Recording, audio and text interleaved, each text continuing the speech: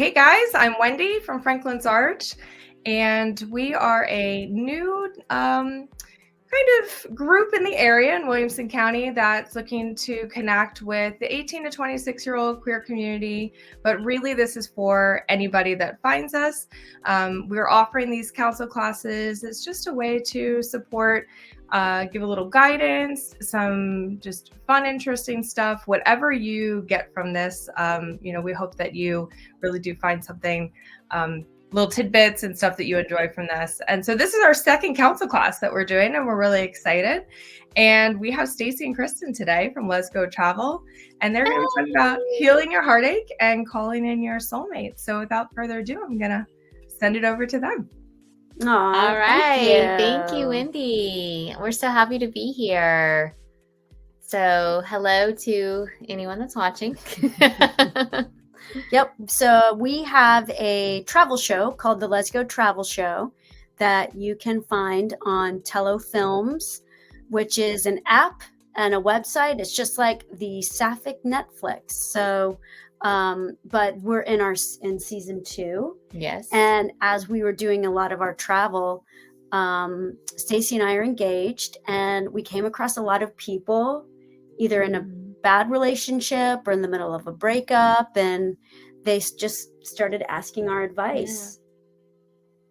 Yeah. And it never failed. Wherever we would go, we'd end up counseling someone at some point, and we're like, maybe there's something to this. Maybe we should write a journal. Yep.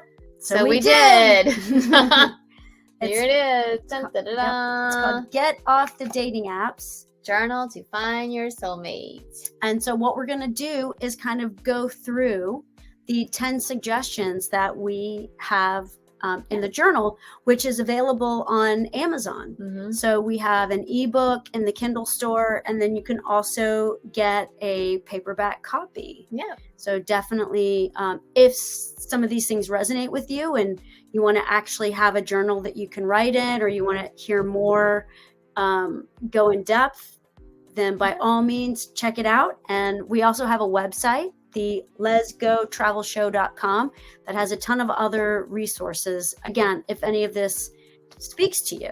Yeah. But for right now, we're going to go through the 10 suggestions. Yes. So, right. Well, I know we flashed it, but here's here's what the journal looks like. Yeah. So again, get off the dating apps, journal to find your soulmate. Which you can get free on Kindle right now, Kindle Unlimited, if you have the Kindle Unlimited. If not, it's $3.99. Mm-hmm. That's cool. Or you can also purchase the paperback for $9.99 if you want to be able to fill it out, because we have it to where you can do some of the suggestions with a pen. Absolutely. All right, so we're going to dig into suggestion 1. Oh, which is not my favorite. But it's a great place to start. But it's a great place to start. And I really do believe in it. Yes. I do think this is very important, even though I drag my feet on it and I say, I don't want to do it. And I try to make excuses and I try to come up with other things to do. And Kristen's like, no, we need to get this done. Yes. And I always feel better after. That's the thing. I always feel better after. Yes. So declutter something. The thing that we started with, in all honesty, I think, was Stacey's like underwear and sock drawer. Mm-hmm. I just said, do this one drawer. Let's just declutter this one drawer. And it felt good. She felt good afterwards that we started to do the whole dresser drawer. Yeah. And then we did move on to other things. But I think that if you really want to, if you're in a space where you're stuck and you really just kind of need something to kick yourself out of it, decluttering something is such a great way to do that. And it doesn't have to be big. You don't have to do even your whole room. Just do a little drawer. Just do one drawer. And I think you'll feel better. It really did. Opening the drawer just to get socks or underwear and seeing how neat it looked, like, gave me this little spark of like, oh, this feels good. I did this. And now it has gotten kind of messy again a little bit. And I'm like, I want to organize my drawer. Yeah. I liked having it all neat. So it's just a great way to kind of kickstart and get yourself moving and feel like you have some control, because sometimes we really feel out of control.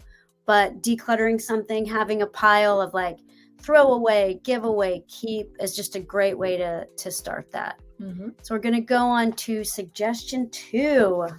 Meditation, which is one of my favorites.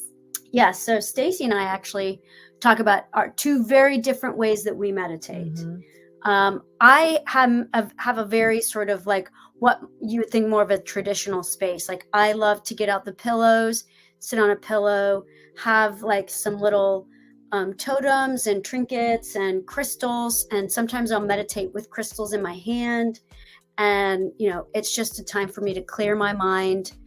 We have in the book, we have some very simple suggestions. We suggest starting off with just 2 minutes, just seeing if you can set a timer, clear your mind, count to 60, anything that just sort of quiets your brain. Starting off with 2 minutes is a great way to start, and then you can go from there. But Stacey has a very interesting space where you meditate. Yes, I like to meditate in my bathtub, listening to music. While taking a bath. While taking a bath. Yes.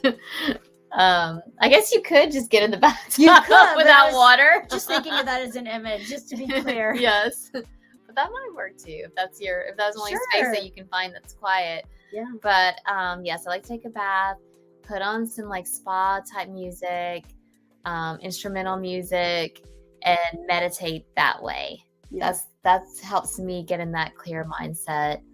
And also I do sometimes, like if I can't get to like a quiet place doing that, or if I'm not anywhere near the bathroom or the bathtub, sometimes it helps me if I count backwards from 100. Yeah.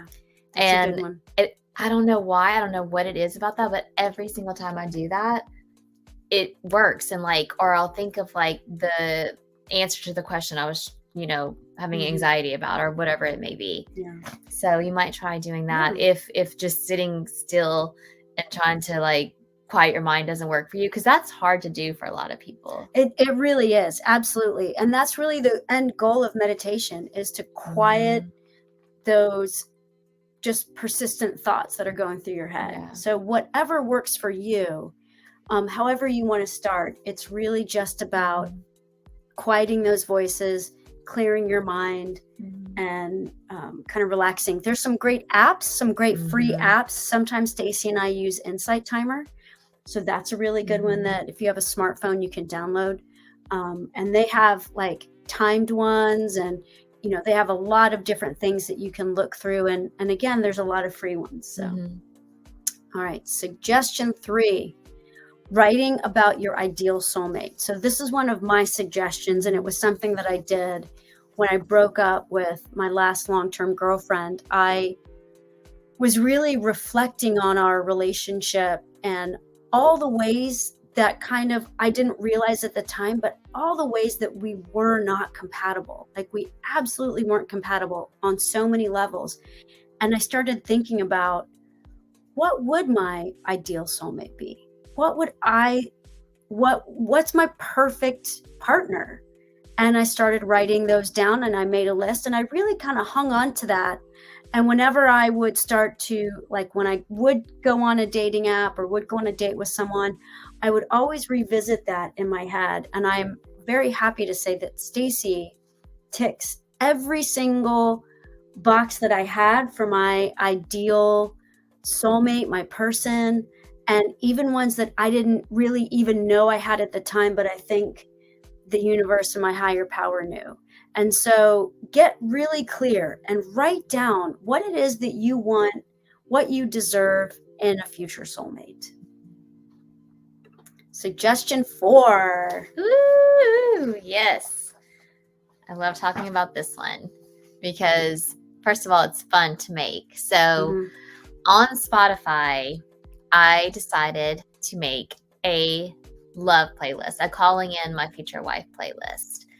And whenever I would listen to this playlist, I would imagine myself like dancing with my future wife, or like cooking together in the kitchen, or, walking in the park, or having a picnic, eating chips and salsa. That's my favorite food.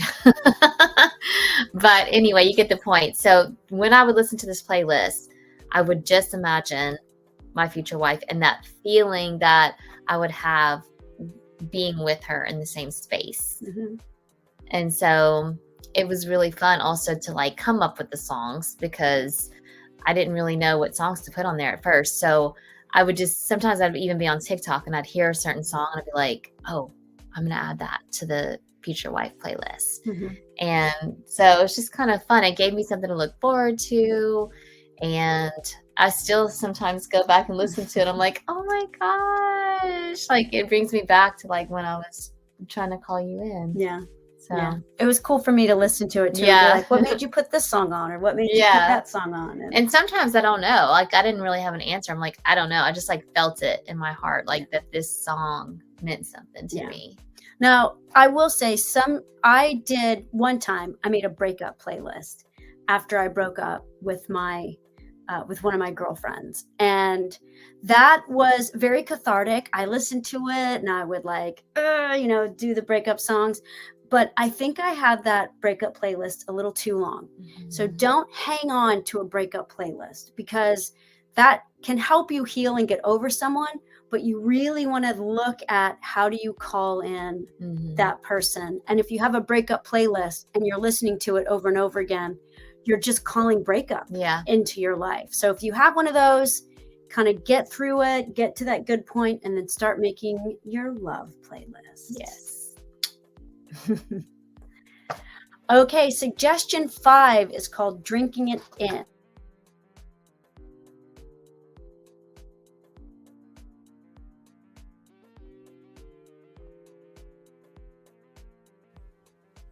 Oop, you guys are frozen for a second there. Oh, are we back? There you go. Now you're back. Ooh, okay. That's all good. All right, we're on suggestion 5. Cool. So suggestion 5 is called Drinking It In. And I know a lot of people have a morning routine. Maybe you're a coffee drinker, a tea drinker. Some people are Diet Coke. But whatever that morning beverage is, mine is coffee.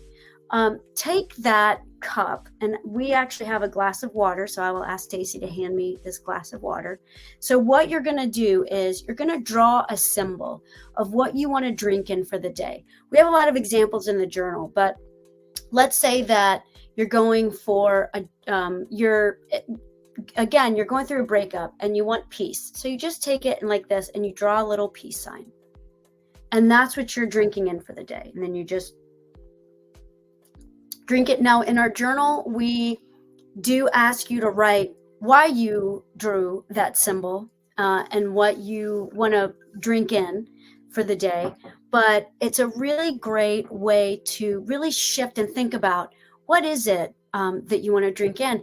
I did this activity for almost 2 years, and I put all kinds of different things. If I was traveling that day, like going out of town or on a plane, I would draw a boat, just because that represented travel, because an airplane was a little hard for me to draw. So I would draw a boat. There were times when I wanted to have fun if I was going out that night, and I would literally write the word fun on the mug. And I'm like, I want to drink in fun today. I wanted to drink in enlightenment. I wanted dollar signs, wanted to drink in money. And then I would journal about why I wanted to drink that in that particular day. And I would get very specific. So drinking it in is a really simple activity that you can do that really gives meaning to that morning ritual. And if it's love that you want to drink in, when I started kind of meeting Stacey, I remember I would draw hearts on my mug because I wanted to date her. And now she's my future wife. So there you go. But number 5 is one of my favorites. 6, write a letter to your future soulmate. Stacey wrote it to her future wife. Yes, I did. So I don't know why I thought of it. I'm trying to remember, like, if I read it somewhere in a blog or something. I don't know why, but I had the idea. I just remember the day I went to my favorite park. I had a paper and pen. I had just thought if I could get somewhere quiet and write out in a letter to my future wife everything I was feeling in that moment, what was going on in my life, how I was looking for her, and just, it's really hard to explain because it's like I knew my future wife was out there, and it was like, how are you missing a person that you haven't met yet? Because that's what it felt like. I felt like I was missing her, but I hadn't met her yet. So I thought, why not just write a letter explaining all these feelings and just that I was ready for her. So it was kind of like a way to call in my future wife, like a way to manifest your soulmate, your future wife, your person, by writing it down on paper with the pen. And I did it. I read it one time and then I put it in my purse, and then I kept coming back to the letter that week. And when I'd read the letter, it did make me feel better. It made me feel like this is what I want in a future wife. This is a way to feel like a connection. Oop. You're good. Oh, someone's Did calling. it get glitchy on your side? Oh, Sorry. like something happened. Right, hang on. Still good on this end. Okay. Good. But so anytime I got discouraged, where I knew I just kind of like felt alone, or I was having any kind of difficulty, I'd pull the letter back out, and it gave me a sense of like peace, that one day I would find my future wife, and I knew she was out there, and it just kind of like gave me like the courage to keep going, keep trying. So I have those letters. I have several of them. They're in my jewelry box, and Kristen will get them on our wedding day. I'm very excited. All right. Suggestion 7, a cord cutting ceremony. So this is kind of getting into a little bit of the woo-woo, what I call the woo-woo part of the journal. But this was something that really resonated with me. And I felt like I was still connected to one of my exes. And this was well before I met Stacey. And I had a therapist who suggested, because I said, I don't know why I cannot shake this person. I can't shake this ex of mine. And she said, well, you need to do a cord cutting ceremony. And the thing is, a cord cutting ceremony can look like whatever it is that you want to look like. It's essentially in your mind, in your imagination, you see you and whoever the other person is connected with whatever it is. It could be a rope like we have here in the image. It could be something natural like a vine. And you're basically just severing that cord that is between you and the other person. And you are releasing it, and you're setting it free, and you're gathering whatever, again, in your imagination, whatever's there, so that you have your cord. And I ended up doing it twice, once during the daily meditation. And then one time I woke up in the middle of the night and I couldn't go back to sleep, and I could see a full moon outside. And I was like, I think it's time to do the cord cutting ceremony again. And it just really helped. It was a good visual representation of releasing that person and letting go any attachment that I had felt with her. Suggestion 8, symbols of love. Whoa. This is something that we both really Can you tell the story real quick about how you gave me a crystal? I did. So the image that we have here is a crystal. It's a rhodonite crystal. And the rhodonite crystal is all about bringing in love, self-love and romantic love. And after Stacey and I were hanging out, I had said to her, because she had broken up with her girlfriend and she was kind of getting over her first girlfriend. And I said, I have this rhodonite crystal. I'm going to bring it to you, and you meditate with it, or you hold it, and it's supposed to bring in love. And I think I even said self-love or romantic love. And the next time I saw her, I brought it with me and I gave it to her. And I wore a bracelet very similar to the one in the picture before, as I was in my love journey. Like after I had done the healing and the work that I needed to do, I then went and bought that bracelet and wore it in order to call in my soulmate. Mm-hmm. And here she is. So you don't have to use crystals either. You can have a heart. You can have a symbol that's a heart that you wear. whatever it is that is sort of what I would call like a totem that has an intention of bringing love. Yeah. Yeah. What did you have? That's what I was trying to think. Yeah. I don't think I really had anything like that. That's okay. Yeah. Yeah. I mean, you got it from me. Yeah, I did.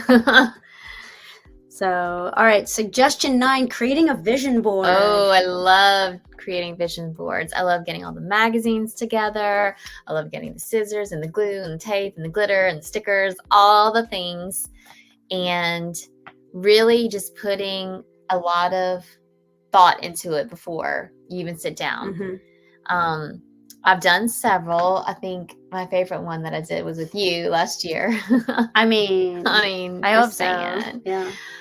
And the thing is that we talked about it for like a full on like week before we sat down and did it.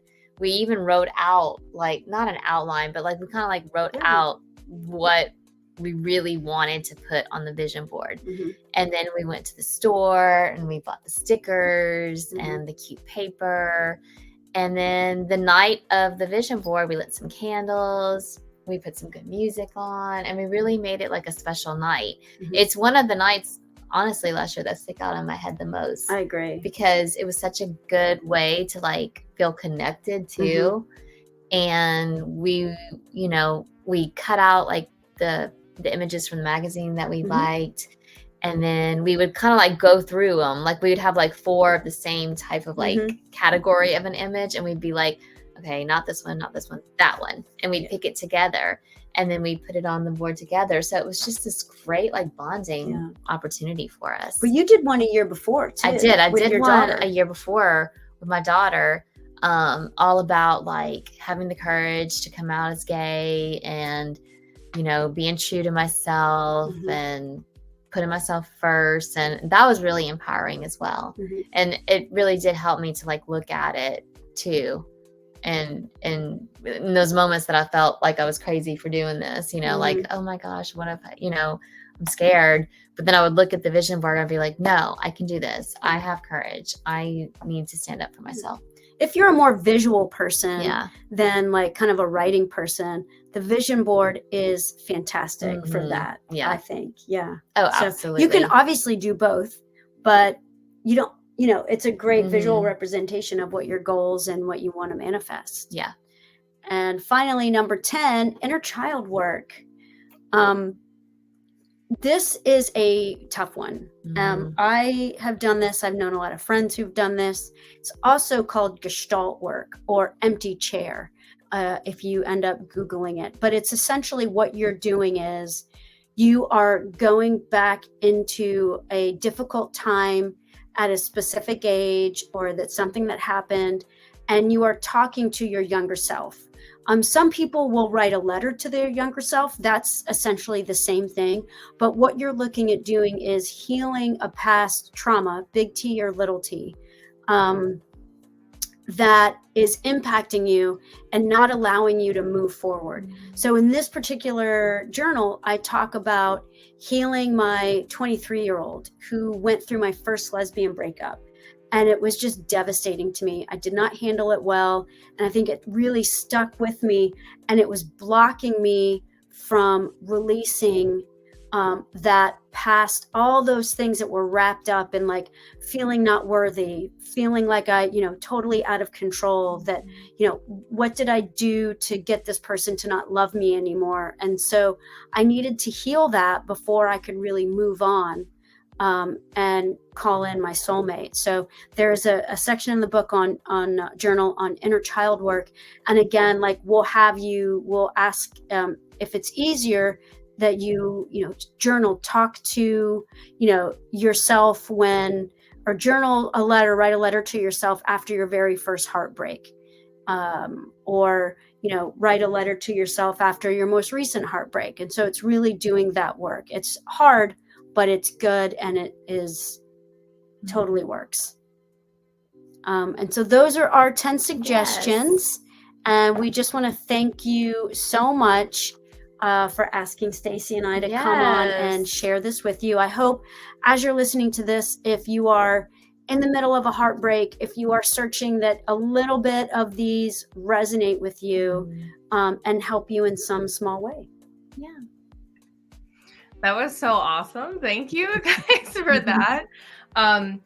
You can see why you two are compatible. It's really interesting that you were both kind of parallel, like doing this in your own way, like trying to manifest each other. And then so you can see where the compatibility is for you guys, because you share such similar ways of like, you know, trying to manifest your person. And I love the writing down list, because I feel like that's also a way that you're defining your boundaries. So it's also like, oh, here's what I want, but then here's also what I don't want, which is so important, because we've all made the wrong choice. I feel like, you know, we're like, well, I know I don't really feel comfortable with that, or I don't like that, but we like overlook it. And we should really stick to our boundaries, because that can cause so many problems. So I love that writing it down one. The playlist was cool to have some music. That's super fun. I've not thought of, like, I'm so connected to music, but I've never actually thought of doing that in a sense of helping to manifest. Yeah. I thought that was really cool. Try it. Yeah. I love also that you guys have the places to journal in this also. So like with the symbols, with drinking it in, you know, that you have a chance to say, well, why am I picking that symbol? So that you can look back and maybe changes over time. Like, why am I now picking a new symbol or whatever? I think that would be pretty cool. The cord cutting ceremony, I love. I really love that. I think that's super cool. And I get how you're like, well, that one can be like a little it can be a little woo-woo to imagine yourself connected and then cutting it, but it's very powerful. It is very powerful. It is. I mean, it really a while back, somebody had made a comment of something they had heard or something. It was this visual of like trying to climb up a mountain and being tethered to somebody that was not helping you climb that mountain, but making you drag them. And it was when you're talking about the cord cutting, like that hits to me, because that was so impactful. Because I was like, you know what, if somebody's not helping and climbing with you or supporting you, then they're actually hurting you, because they're dead weight and they're pulling you back. So you're putting all this effort and energy to try and move forward and progress in life, but you're constantly being dragged backward. So I think that cord cutting thing is important, because that could be with like relationships or a job, or it could be so many things. Absolutely. Friends. You sometimes you need to cord cut a friend, you know? Yeah, because that happens too. Things in life where and that you don't realize how that toxicity can kind of like follow along with you and stay with you until you kind of like think back. You're like, oh wow, that's actually like poisoning me. The vision board I love, because I'm a total visual person. So to do a vision board might be an easier one for somebody than like the cord cutting. We're like, what am I visualizing? What am I cutting? Where with the vision board, it's like, okay, I could do this. Plus I love that it's like a way to get creative and put thought into it. And like you were saying, like set the mood for it, like put on some music, like make it a fun. Like make a whole thing out of it. Yes. Yeah. And then the inner child work. I mean, that's a powerful one for sure. That's something we all need to do for various reasons. It's a constant thing. Yeah. So this was awesome. I'm super excited to see how this goes, like in reaching people and connecting to people. I love it. I think it's really cool. And do you guys have a wedding date planned? We do not have a wedding date planned yet, but we will keep you updated. That's the exciting part, right? It would probably be destination. Well, it's funny. Everyone says that, but actually, I think we want to have it in Nashville, because I want as many friends and family to be there as possible. I want a big wedding. Oh, I love that. I love that. That is awesome. And you travel so much, so it'd be nice to just do. Yeah, exactly. All the friends and family to come and support and everything. So it is funny though, because every time we go somewhere for the show, I'm always like, well, maybe we could come here for our honeymoon. So now, and I'm not trying to joke, like I really am like staying in the moment, but now it's sort of like a joke, because every time we go somewhere, Kristen's like, are you going to want to come here for our honeymoon? just a bunch of honeymoon. You could just keep calling it honeymoon.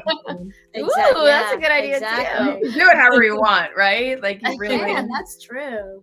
It doesn't have to be. I mean, that's why I love hearing too when people do something that's special, unique, or different. I'm like, good for everybody, because I think that a lot of times too, you can feel like, oh well, this is the order things have to go in, or this is the format, or this is like people can do which is so not true. However they want. Yeah. I love that. Well, thank you both so much. I really enjoy this. I'm going to apply some of these things. Yay, Wendy. Cut some cords. There you go. We're cutting lots of cords. But yeah, thank you so much. And I really appreciate your time. And I wish you lots of luck with this, because it's definitely. Thank you so much. Thank you so much. Thank you for asking. We'll see you soon. We'll see you soon. Okay, bye.